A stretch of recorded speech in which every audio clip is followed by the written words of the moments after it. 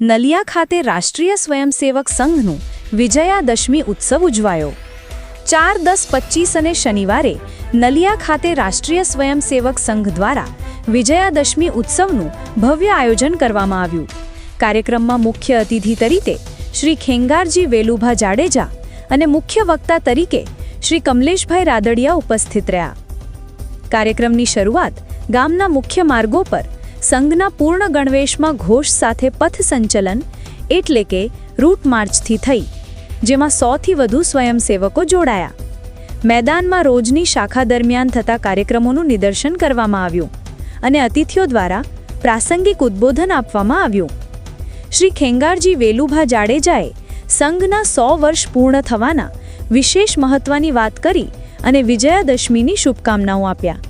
મુખ્ય વક્તા શ્રી કમલેશભાઈ રાદડિયાએ હિન્દુ ધર્મમાં વિજયાદશમી ઉત્સવનું મહત્વ સમજાવ્યું અને રાષ્ટ્રની ઉન્નતિ માટે સંઘના સ્થાપક ડૉક્ટર કેશવ બલિરામ હેડગેવારજીના કઠોર પરિશ્રમ અને સંઘના વિવિધ ક્ષેત્રોમાં થયેલા કાર્ય વિશે વાત કરી।